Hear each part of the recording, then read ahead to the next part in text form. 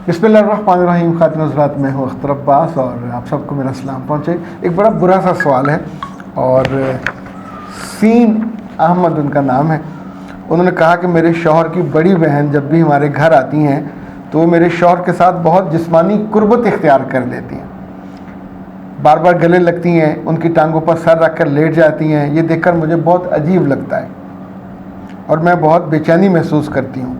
मुझे समझ नहीं आती कि मैं अपने शौहर से इस बारे में कैसे बात करूँ।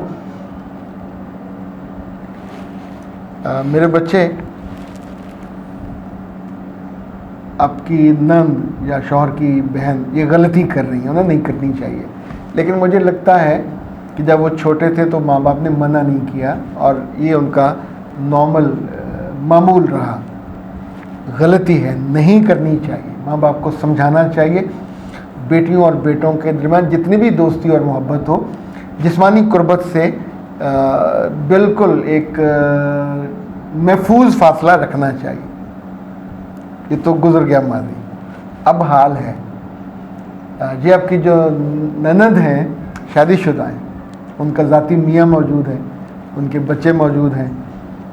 अब आप ज़रा एक सोचिए, आपका मियाँ घर में सबसे ताकतवर, रिस्पेक्टफुल, इज़्ज़तदार और होपफुली करैक्टरफुल भी होगा। तो ऐसे आदमी को जब आप इस तरह की कोई बात कहने लगोगे तो 100 दफ़ा सोचिएगा। उसके सामने ये बात बहुत घटिया, कमतर, कमज़ोर और मुझे इजाज़त दीजिए गलीज़ लगेगी। यानी जैसे कोई बाप अपनी बेटी को गले लगाए, उसको माथे पे या गालों पे किस करे और माँ को कहे कि आप ये क्या कर रहे हैं, आपको शर्म नहीं आती। तो ये बात सुनने के बाद बाप किस कदर डर्टी फील करेगा उस औरत के बारे में कि जिसने उसे बेटी के साथ एक ऐसे अनजाने, अनहोने, अनदेखे गलीज़ रिश्ते में जोड़ दिया।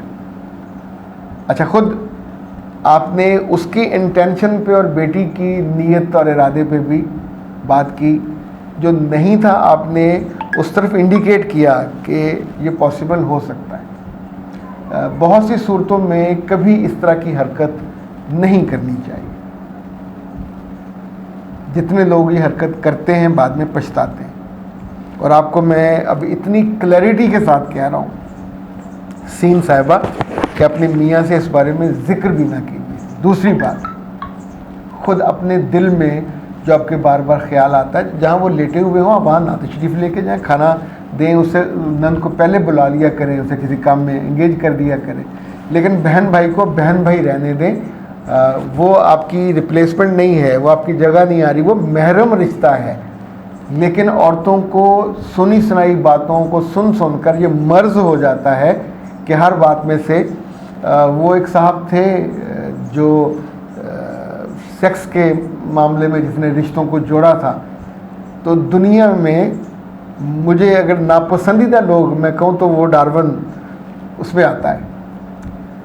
खुद उसके ज़हनी गलाजत ने बहुत सारे लोगों को एक्सप्लोर करने का मौका दिया। अब मैं अगली बात आपको बताने लगा हूँ तजर्बे की और मुशाहिदे की। जितने अंग्रेज़ी स्कूल हैं इनमें अंग्रेज़ी नावल पढ़ाए जाते हैं। अंग्रेज़ी नावल अंग्रेज़ लिखते हैं, लंदन में, बरतानिया में, वहीं से छपते हैं, वहीं से आते हैं, कॉपियाँ उनकी होके चोरी करके भी आते हैं। इनमें से हर दूसरे नावल में जो लड़का या लड़की है वो अपने किसी न किसी महरम रिश्ते के साथ नाजायज़ ताल्लुक़ में जाते हैं। वो उसकी आंट हो सकती है, उसकी बेटी हो सकती है, खाला की बच्ची, फुप्पो की, यानी जो रिश्ते हमारे यहाँ हैं उसको वो आंटी कह के या उनके बच्चे कह के, हर रिश्ते जो हमारे यहाँ महरम है, जिसके बारे में आप सोच भी नहीं सकते कि कोई भांजा अपनी खाला के साथ ज़ना करे या कोई किसी सगे के साथ मुलव्वस हो। एक अल्लाह ने उसको मना किया ना महरम और महरम की क्लैरिटी दी।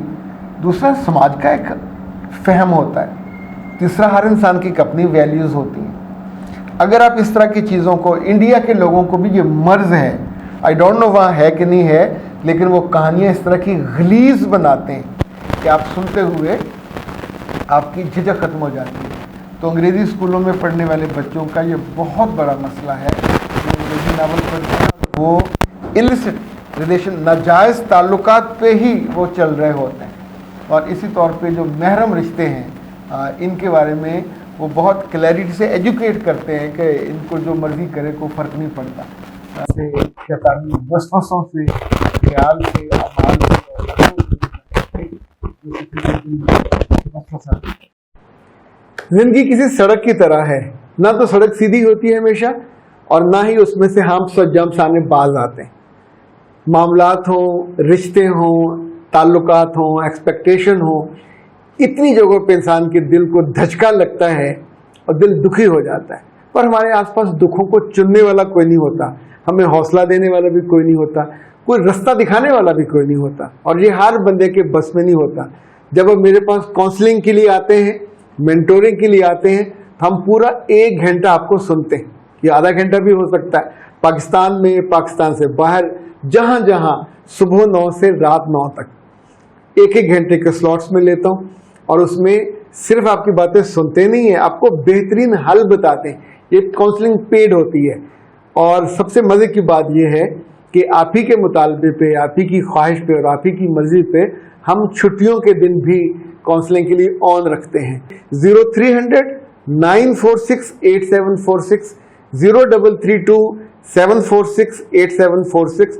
पाकिस्तान में हो या पाकिस्तान से बाहर, ज़रूर रब्ता कीजिएगा, ताकि आपके दुखों को हम मोहब्बत की चिमटी से ऐसे करके उठा सकें और आपको रास्ता बता सकें, ताकि आपकी ज़िंदगी का सफ़र आसान, सहल, खुशगवार और बहुत अच्छा हो।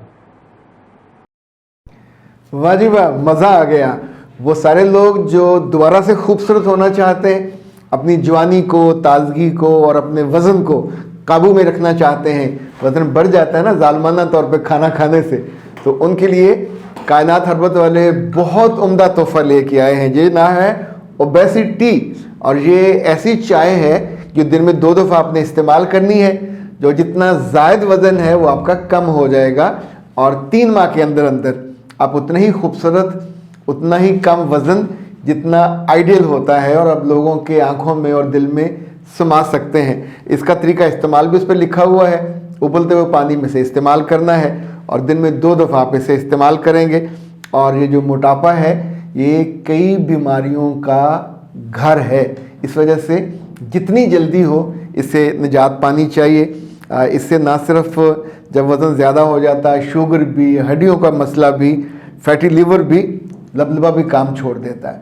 और सबसे अहम ये कि जो आपके अपने प्यारे होते हैं, जो आपको पसंद करते हैं, उनके लिए पसंद करना भी मुश्किल हो जाता है। फौरी तौर पर रब्ता कीजिए 0341 65 78626 कायनात हर्बल, और घर बैठे मंगवाइए ओबेसिटी। इस पे जो आपको भिजवाने का ख़र्च है वो डिलीवरी फ्री है, और शुरू के 2 हफ्ते जितने ऑर्डर्स आएंगे उनको पर पैक तकरीबन 250 रुपये का जो बेनिफिट या तोहफ़ा है वो अलग से मिलेगा।